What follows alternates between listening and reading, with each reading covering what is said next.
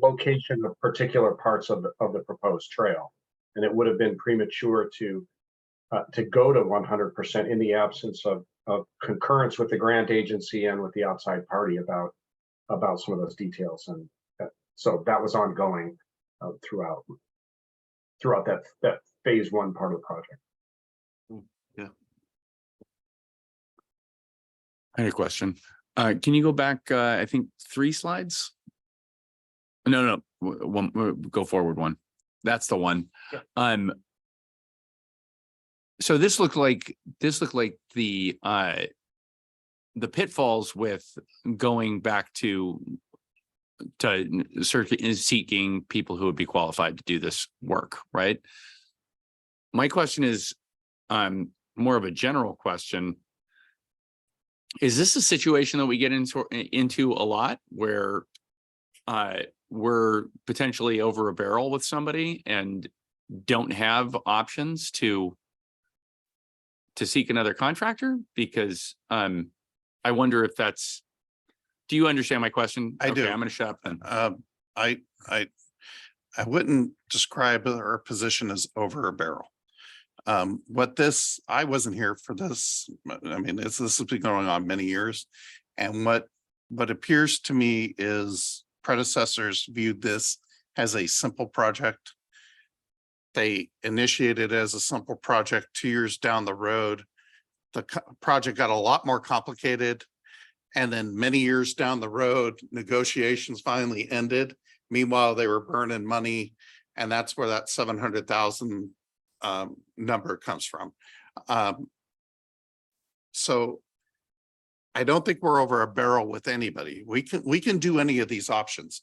We're presenting these options only because after a discussion of the council meeting, I wanted to take it back, and I'm approaching this like I would an environmental impact report. There's always the no option. That's always an option. So that's out there. We do not recommend that option. The other option is we can always go out for an RFQ. We're not required to, we don't need to, but it is an option. We are not recommending that. We are recommending continuing with the same contractor who's got knowledge of the project. When you go through the timeline that's in the contract, it is a light speed contract. They are moving at light speed and the price reflects that. So I feel comfortable recommending that we go with the same party. We're not over a barrel with them. We don't have to do that. No, go ahead. Okay, let me ask a simpler question. If Mike Chambliss is here in 2015, do we do it this way?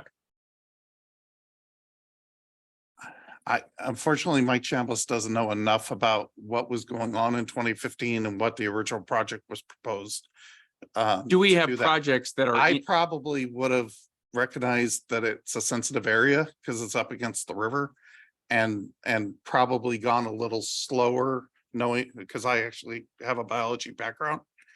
But it would be easy to trip up on that with the thought of I'm just doing a trail, which is a low impact activity, which shouldn't trigger, massive things. Well, there's bridges involved, there's boardwalks involved, there's wetlands involved, there's archaeologically sensitive areas involved. And those are all magnifiers. It's kind of like doing taxes. There's magnifiers involved and things get out of hand fast. One last question. Do we have any projects that are starting now or that have recently started that you feel like are in this sort of situation where we're going to run into? I mean, I'm basically asking you, do you expect us to run into unexpected things? So the only project on the books that I anticipate this level of difficulty with is Sandy Cove, because we're going in the river. So that will be a complicated project. You're going to have to deal with fisheries downstream because you can't stir up sediment, and that will be a very, very complicated project.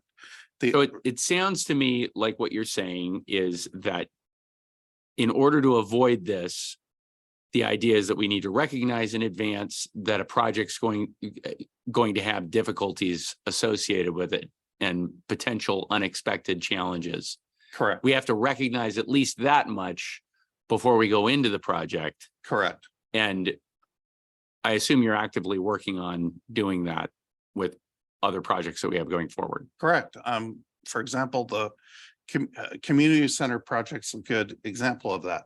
You know, we have those go, no go decisions built into the process. Okay, we're committed up to this point. Now, do you want to take the next step to this point? Do you want to take the next step to this point? And that's the way I like to do business. So I rarely do, am I going to show up and say, I want to do $100 million project. Let's go. It's like, no, this needs to be incremental. This probably got a little out of hand because of staff changes. There was a lot of staff changes throughout this time. I think if it stayed with one person, you know, Dylan's the last guy holding the ball here. I think if it stayed with one person throughout its track, whose job was to manage projects, it would not have reached the level of difficulty it is. But we're here. This is today. This is our recommended path forward. We have no option, no problem doing another option if that's what the council prefers. But one other thing I'd like to address is a question was asked, what's the hurry? And there is some impact to Sandy Cove, which does have a time component on it. But the real answer is we just had a pool meeting the other day with parametrics, and every year you're losing 8% of your buying power every year that goes by. And this has been almost 10 years. So the dollars that we got committed in 2015 have almost lost 80% of their buying power now that we're here in 2023, 4, 5. Yeah. So anyway. Okay. Councilman Holloway. City Attorney Sturbank has a question.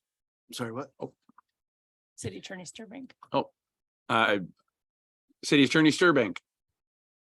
Thank you, Mr. Chair. Just a little perspective on, if I may, on how we got here.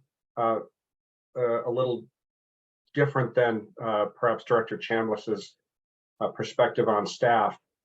From my involvement, the reason that we find ourselves where we do with respect to the amount that's been spent was when the appropriation was provided by the legislature, it had a time fuse on it of 2 years with a potential extension, but the city had to get moving to spend the money. At the same time, the agencies, particularly the Department of Commerce, took the position that the money wouldn't flow directly to the city. It had to pass through Commerce as if it were a Commerce grant, and that Commerce would not approve a grant agreement until consultation under a governor's executive order had occurred. And consultation couldn't occur in an informed way without at least conceptual, if not preliminary designs that could show precisely where the trail was going to be located, its width, sensitive areas, and so on. And so we quickly found ourselves, I think, in hindsight, in the position of needing to spend money to get to a point to have an informed consultation conversation to get to a grant contract to authorize reimbursement of this money that we were spending just to get there. That I've never seen a contract like that where you had to spend money for consultation but couldn't get reimbursed until after the fact. Typically, you sign a grant contract and the preliminary expenditures are reimbursable, even if there are prerequisites, permits that you have to get, consultation conversations that have to occur, and so on. And so just the structure of this put the city in a disadvantageous position. And then some of the work, I think, as Director Chambliss has explained, some of the work took longer and cost more than expected. Some of that was the archaeological cultural resources consultation. I think some of it was related to other sensitive areas issues and preliminary engineering. But anyway, old history, and I don't want to relitigate the past, but there were some structural aspects to that led us to where we stand today, I think. That's helpful. Thank you. All right, Councilman Holloway. Okay, but 2 weeks ago, my questions were probably a little more basic than that. And it could boil down to a flow chart or a set of a checklist. It's you bring me something. My first contract is, my first question is, are you going out for bid? Answer to this case is no, it's professional services. Don't have to. My next question is, you're doing an RFQ? No, doing sole source. You kind of, but not quite answer the question, why? Sole source. I think you've got prior history with this particular contractor in regards to the previous versions of the contract and design work they've done. So based on that, you feel they are similar. We always go to the same contract firm for streets and sewer and ever, because they have past history, past design knowledge, all that. So you sole source it. Okay. So not quite sole source, because that really, sole source really is a bidding, a construction bidding consideration. This is that when you do an A&E selection, that can be done from a project by project RFQ basis, or can be selected from the A&E roster that's maintained for cities by MRSC. And the city looked to the roster, and in that effort and this particular entity had a significant advantage because of its prior work on the project. I think I'm maybe oversimplifying a little bit, but not that there was a declaration that it was a sole source, but there were qualification and other considerations that led staff back to this consultant. Understood. I was stretching the term sole source, small s instead of capital S, but why not RFQ and why just jump to this particular contractor? Again, I think you've kind of answered those questions. Past experience and knowledge of this, past experience, this type of contract, past experience and involvement in prior phases of this contract to begin with. And based on that, we think there's savings in time and effort. Don't have to bring them up to speed, do knowledge transfer, bring up to speed. They can start in a good running. Correct. Okay. And guys, that's a very simple brain. That'll be the same kind of logic I go through each one of these you bring me. Bid, RFQ, not RFQ, why? And how we do that. I just want to know that the process is followed. Director Chambliss. Dylan, did you receive any news from the state regarding the reimbursement today? Today, yes, I did. Please redo this form and submit it with these dates instead of Okay, these dates got it. and things of that nature. But they also commented and said that they believe that it'd be a quick turnaround once the forms are resubmitted. So that's the latest on the reimbursement. Councilman Johnson, anything tickling your brain? No, my main concern was what Councilmember Holloway was just asking about. So I am satisfied. All right. Didn't want to, are there more slides? No, that was the end. All right. Darn. Thank you for that explanation, Mr. Gamble. Are we comfortable putting this on consent now?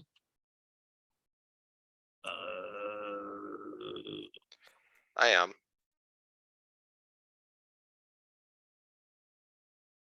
Okay, you're below my 500,000. All right. If you guys want, I will not object to consent. Okay. All right. We'll put it forward on consent. Thank you very much. Let's see, which one's next? Are we on AB 23039, approving purchase of 4 Parks and Public Works vehicle and equipment replacements? Good evening, Mayor, Council, staff. Before you is an AB bill for the purchase of 4 replacement vehicles for the ER&R. These vehicles had already been pre-approved through the 23-24 biennium, but due to the purchasing policies, we're bringing it back to council for approval because they're over 50,000 each. So I'm here for any questions.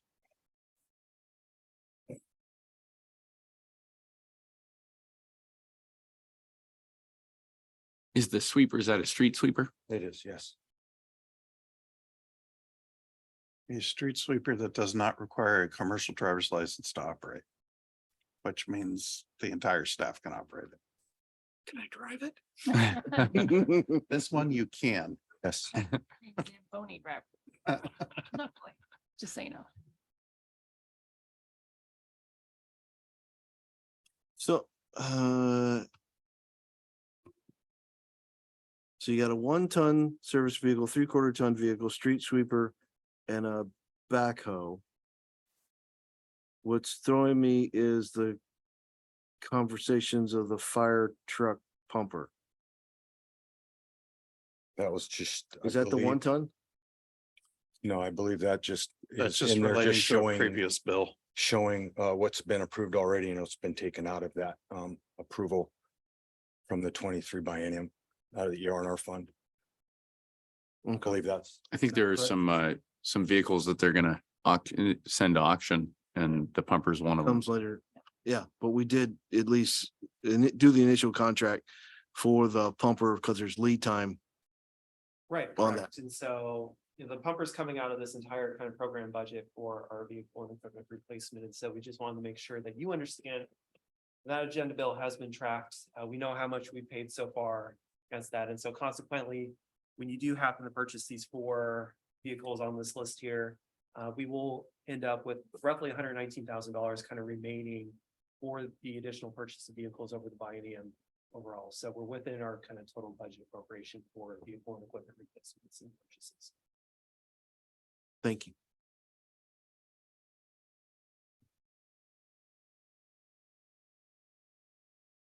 No further questions from me, Chair. Councilman Johnson?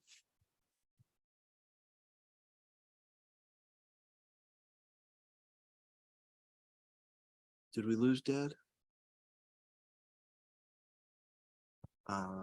We may have lost Councilman Oh, yeah. Johnson. Oh, here. He's there. Oh. I'm promoting him. There he is. Councilman Johnson, congratulations on your promotion. You got anything to add on this one? Can't hear you. There you go. Almost. Still can't hear you. Still can't hear you. Just real short, can you do thumbs up, thumbs down? Okay. All right. Okay, thank you very much. I think this seems very consenty. What do you think, Mr. Thumb? Can you hear me now? Can hear you now? Yeah. You're the kids. Consent? Yeah. Okey doke. All right. All right. Thank you very much. Anything else to add? Actually, no, I'm here for this, the other one also, for the resolution of the surplus vehicles. It would help us if you sat down real quick and then jump back up. No. Okay, let's take a look at that one then. AB 23040. So this is actually the list of what was approved and what will be purchased in 23 and 24. Some of these items have already been started being purchased, not having arrived yet, but this is the resolution that will actually surplus that stuff and give us the approval to sell them once they're replaced on the government auction site that we use out of the Sourcewell contract. So any other questions on this one?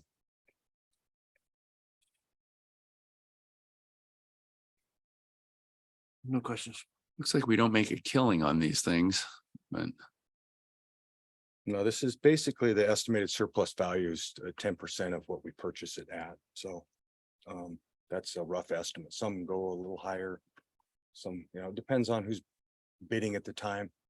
Okay. A lot of our police vehicles go to places in Texas that, have a lot of departments that can't afford the $85,000 ones that we get. And so they take advantage of that. So we get a pretty good return on that kind of stuff, and then we have stuff that may come in a little lower, but okay. basically that's why we go to an auction. So it's fair and it's. So these are rough estimates. Conservative. It's a conservative because we don't know what, we just take a percentage of what it costs and it's a 10%.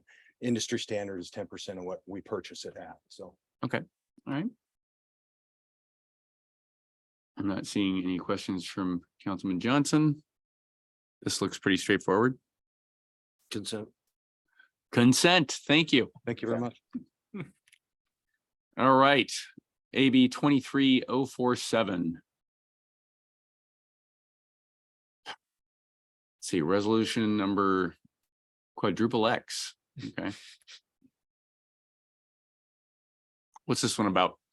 Evening, Mayor, Council, and staff. Tonight, I'm bringing forth AB 23-047, which is selecting Driftmeyer Architects for the City Hall AC upgrade design work. So adding air conditioning to City Hall.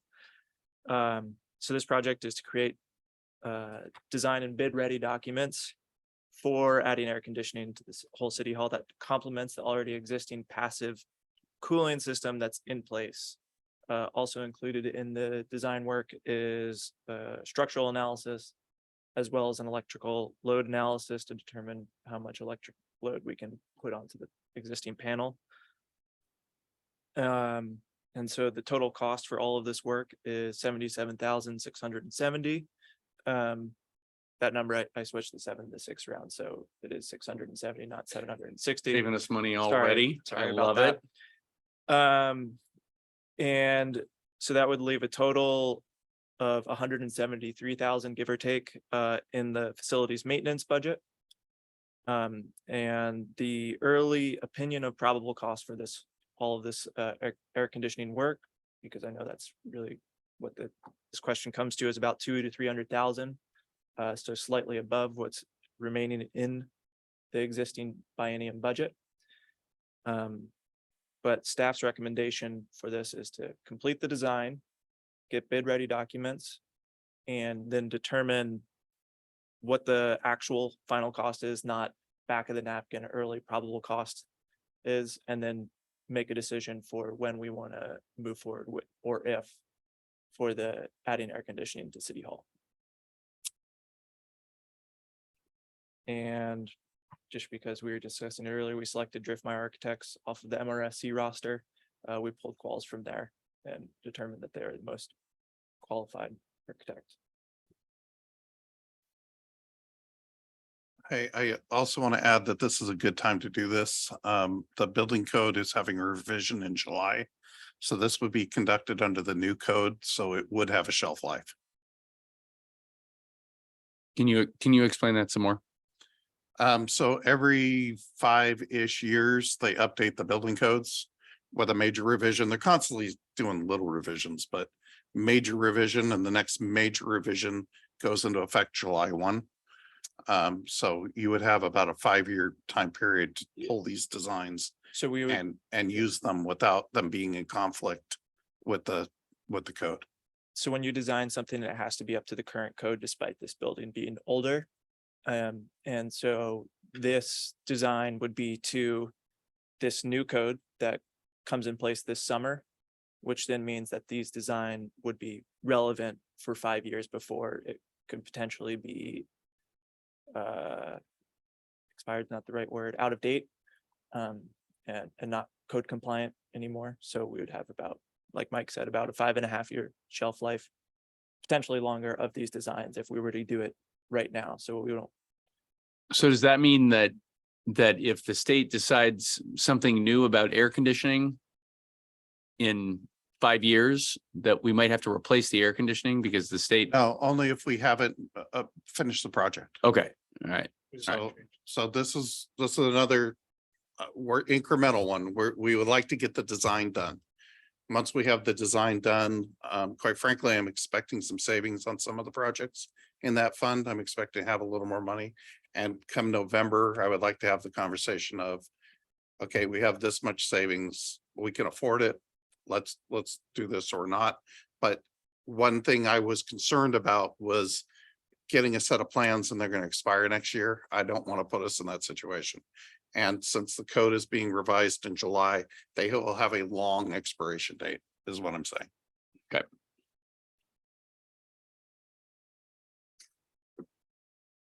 Councilman Holloway. I got no problem with that. I do have, I guess, problems with the next step in that it was a conscious decision to do this building with limited air conditioning by previous administrations. So that's baseline. So you're asking for potentially 200,000 to 300,000 investment to put air conditioning in the building. What's the return on that investment? Health and safety for the workers, quite frankly. There were days this last summer where pretty much upstairs was empty. I think the mayor was in her office with fans. But pretty much upstairs is empty because it is over 85 degrees up there all day. It's exhausting for the employees. It's dangerous. Probably doesn't meet L&I requirements without us providing a whole lot of ice water and extra hydration breaks. And I can look all that up for you if I need to. It's just the climate has changed. Fortunately, the design didn't survive that change. I think in the interest of safety, it would be wise. This room has it. This room has air conditioning. It would be wise to get some sort of air conditioning system in City Hall. Don't always have to run it, but it's there if we need it to get through those hot spells. So wait, are we saying that the change in the climate since this building was built, or are we talking about another kind of climate is responsible for this need? So I can tell you that the inside climate of this building exceeds safe levels for office workers to spend 8 hours a day in, and it does not cool down the next day. So that is. And is that a new thing with the building as it's aged, or has that always been the case with the building? To Councilman Holloway's question, I would defer to someone who's been here way longer than I have, because I've only been here a year. So I talked to Ken about it. Ken is the facilities staff that maintains this building. He's been around forever. I don't know how long he's actually been around, but Older the buildings. All right. He said it's pretty much always been like that. There are a couple questionable design choices that were made. This building is cooled by radiant cooling. That's the only kind of mechanical cooling in this building, which radiant cooling doesn't exist. There's radiant heat, but cold air doesn't radiate. And so that's it. Somebody skipped the high school math class. All right. And then further, the passive cooling that's supposed to have happened. There are louvers up on the roof that you're supposed to pull the cold air in at night, just like we do at our houses, and then you close the louvers during the day and you've trapped that cold air inside. And that's great. It works pretty well in our homes, where you get huge temperature differentials here. But those louvers are located right next to the sewer off gases from the bathrooms. And so there are complaints of smells.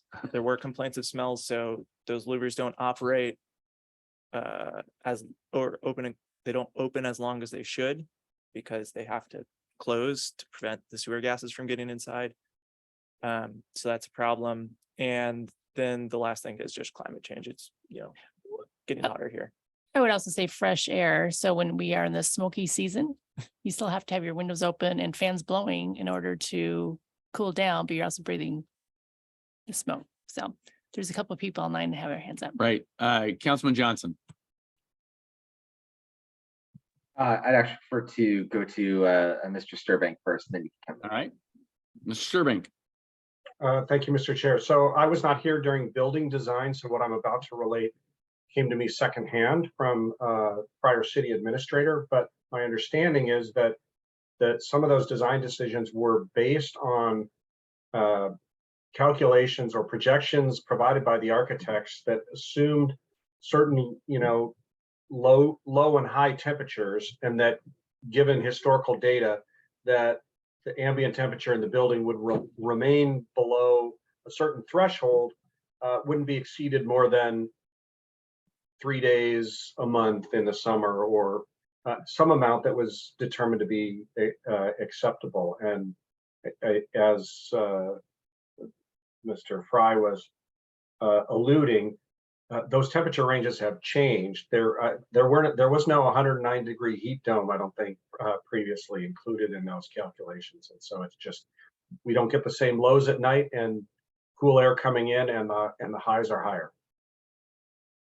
But there were calculations, my understanding, on which those design choices were based were based on historical climate data.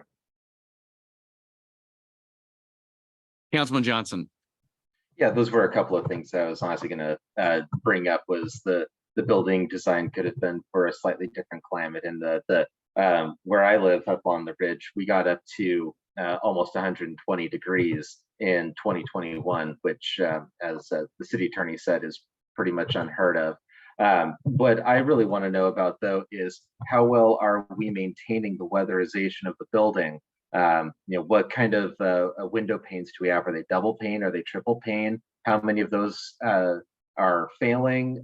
Because if they do, that has a massive impact, especially with big windows, on how much air is getting through and changing the temperature. And then around doors, how well are we maintaining the weatherization to keep the building in the temperature that it was designed to be kept at? Because air conditioning, I mean, sure, I can definitely hear that we need to have that, but there are other ways to help us control the temperature besides AC as well. I want to make sure. Yes, I'm doing okay. Thank you, sweetheart. They want to make sure that we're maintaining as well. Director Chambliss, looks like you have something to say about that. So the windows are in good shape. I don't think there's too many seals that are popped. I am sitting here looking at a gap in the front doors that I'll talk to Ken about tomorrow in the weather stripping. This isn't the only thing we're looking at. We're actually exploring the idea of super insulating the ceiling. It would change the architectural character of the inside. If you look up at the ceiling at the staircase or in upstairs, there's huge open bays where the rafters are. The ceiling installation was designed to code. Doesn't mean you can't go beyond code, which I've actually done in my own personal properties and had great success with. So one of the options we're looking at is actually insulating those bays also to help keep the heat out. But ultimately, I feel comfortable making the recommendation that we proceed with this design for a few reasons. I think you're going to need some sort of air conditioning system on this building throughout the building for it to actually be a safe, workable place on a regular basis. And B, I really want that energy audit that's happening because we have a lot of electricity being used in this building. I don't want to go into exactly why, but I know we're near the limit, and we may need to plan a much bigger project to upgrade backup generators and upgrade the service into the building. So that is a key component of this project that I really need to see. Yeah, and I guess what I'm really getting at is that we could perhaps be able to limit how much we need to use the air conditioning, which has a huge impact on how much electricity we're consuming by doing some of the other work that you've described. So I'm glad that the city is looking into some of those other things that can help mitigate some of those temperature swings. Absolutely. And I do believe we're looking at heat pump technology, not traditional air conditioning. Yeah, it'd be a series of mini splits is what we talked about. I wonder if it would also be possible to reroute those ventilation pipes away from those louvers so that those could still be used without discomfort to the staff. They could probably be extended. That's a big project. Yeah, okay. I guess my I'm not educated in any of this building stuff or air conditioning stuff or that sort of things, but the skeptic in me wonders if there was some cost savings involved in the initial building by omitting air conditioning. And the thought was we could always add air conditioning later if we decide we need them, but we want to build this building. So that kind of concerns me. The climate change argument doesn't really hold water for me. I mean, yes, I remember last year when the or was it a couple of years ago when the temperature got really high, and there was the explanation that I heard from meteorologists was that it was a confluence of a whole bunch of unlikely events in the weather system that just came together at exactly the right way to make it as hot as possible. And but my bigger concern is, you know, if as a city we're cutting costs during projects and then deciding to add on to them later, it kind of seems like a bait and switch. So that's my biggest concern here. So can I? Yeah. Speak to that? That's not the case here. There was at the time of the design and construction of the city hall, there was a focus on being a green building. And I don't remember if we got certification or we got close. We at least got close to being certified as a green building. That comes with some practices in energy use and everything else, which is why you have the passive air exchange system to control the temperature. That is considered a green technology. Okay, what I think you're seeing here is through a number of circumstances, that technology is not keeping up with current use as far as being able to maintain the temperature. I do question whether we're using weather to justify a change and calling it a climate issue. Those are two separate things. But there has always been some issues with being able to do that air exchange at night. It's not a forced air system. Being able to do that air exchange at night, get it cooled, close it up, maintain that temperature through the day and do it all over again. That didn't quite work out from the get-go. But there was the intent to do that. But Yeah, I think staff using the building, just opening and closing doors all day too, that doesn't help maintain cool air. People like to come and go. Yeah, my guess is that's going to continue to happen. okay. All right. But I'm in it for, let's see what the design is. I do want, like you were saying, let's look at passive elements of the design, because it's the air conditioner that's really going to cost you over time. The passive elements go in and then they just live there. But you guys got it. Go. All right. Anything to add, Councilman Johnson? No. Okay. How do we want to send this one forward? We probably should at least have a discussion for visibility to the council. Okay. That we're doing. So this was probably non-consent. How do you feel about that, Councilman? I'm fine with that. All right, non-consent. Well, what do we got left? Patrick has 3 slides on the NPDES. Number 7 was actually taken care of already with the previous item.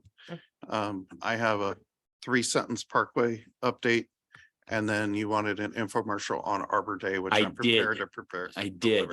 Good. Okay, great. Mr. Fry. All right. Did I get?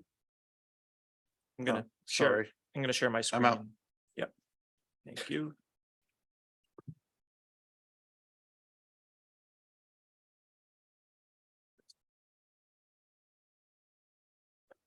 Quick. We got like 6 minutes. So I'm just going to give you a quick rundown of what is in the NPDES cycle. NPDES is National Pollution Discharge Elimination System. And this is the stormwater component. So there's also a wastewater component, not talking about that, just the stormwater component. And so of the stormwater component, there are 8 components that the city essentially has to comply with every year. There's the stormwater planning component, which is just making sure that our planning department has the codes in place to ensure that stormwater is acting appropriately. Think, adopting the stormwater manual. There's public education and outreach portion, which is just involving the public and letting them know about stormwater, educating them on different problems in the city. There's public involvement, which is getting the public involved, allowing them to make comments on our stormwater system. There's system mapping, so making sure our whole stormwater system is mapped. illicit discharge detection and elimination. So making sure nobody's sewer is hooked up into the storm line and going straight to the Snoqualmie, that kind of thing. There's controlling runoff from new development, redevelopment, and construction sites. That's active construction, making sure that there's no pollution leaving construction sites. Operations and maintenance, which is just maintaining the existing storm system. And then a new component that actually starts this year is source control program for existing. So it's essentially private business inspections, making sure that the auto body shops aren't dumping oil into the storm system. And so in 2022, the main components that we did was developed a watershed inventory. So just prioritized and ranked those receiving waters, developed a stormwater management action plan defining 15 projects in the Kimball Creek Basin. So this is that SMAP that we talked about. Can't read that, but that is one of like the 15 projects that we defined as part of that SMAP. We adopted Ordinance 1263, which was adopting the 2021 King County Stormwater Manual, as well as establishing that source control program, allowing us to do some business inspections starting next year or this year, sorry. We offered 19 planting events through the Snoqualmie Green Snoqualmie Partnership. That's what Phil brought 2 weeks ago, and he kind of presented on. And we implemented City's Natural Lawn Care campaign. Then as far as the maintenance components, we inspected 1,653 of our 3,020 catch basins, and we maintained 376 of them. Of the 62 facilities, we inspected all of them and we maintained 13 of them. And we did 375 IDDE inspections. Yeah, sorry. And we maintained 13 of them. That's it. That's my. Feel good about our stormwater? I feel good about our stormwater. Yeah, and we're hiring somebody that will be as part of the stormwater staff, so that's going to be really helpful, especially to help with those business inspections that are starting this year. Okay. Yeah. All right. That's it. Thank you.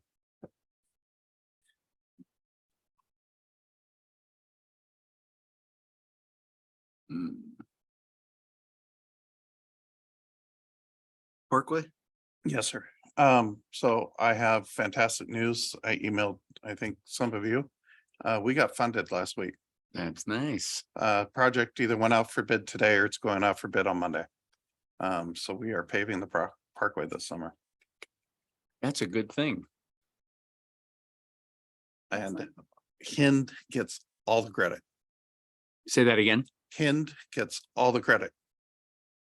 She's done a She did all the work. She has done a fantastic job since she's been here. And what is her position? She is our traffic engineer. Oh, okay. All right. Yeah, we met her She's, a she's few meetings ago. Okay. correct. Well, that's fantastic. And then we're also bidding the normal road project at the same time, in the hopes that we get a really good price on both. I love that. All right. And then your infomercial. Unfortunately, Phil couldn't be here, so you're gonna get me. Phil would like to invite everybody out on April Do it with an 22nd. accent? Go on, I'm sorry. I am English, but I know. April 22nd at 10 a.m. His comment was that this is a family-friendly event and there will be fun and games for all. Don and I would argue not for all because he put us in a place to plant a tree that was solid rock. And it took us an hour to dig a hole. He just about killed us both. But anyway. It's a good section of the ridge. Yeah, but we're at a different park this year. We're gonna be at Riverview Park. Oh. It gives opportunity to look through the fences and see the new playground. We're gonna get some trees planted there, and then he does promise a scavenger hunt, children's activities, and a pizza lunch. So I believe we're planning like 15 or 20 park trees and then 100 native plantings along the revetment. as part of the, part of the day. So we would like to see everybody there. Sweet. I'll be there. That's great. That's great. Could he accommodate a whole bunch of preschoolers? We can accommodate everybody. Okay, great. What day of the week is that? 22nd? Should be a Saturday. That's on a Saturday? Oh, okay, right. All right, great. Yeah, you're tribe free on that day, aren't you? Yeah, yeah. But I'd like to invite them all out. All right, anything else?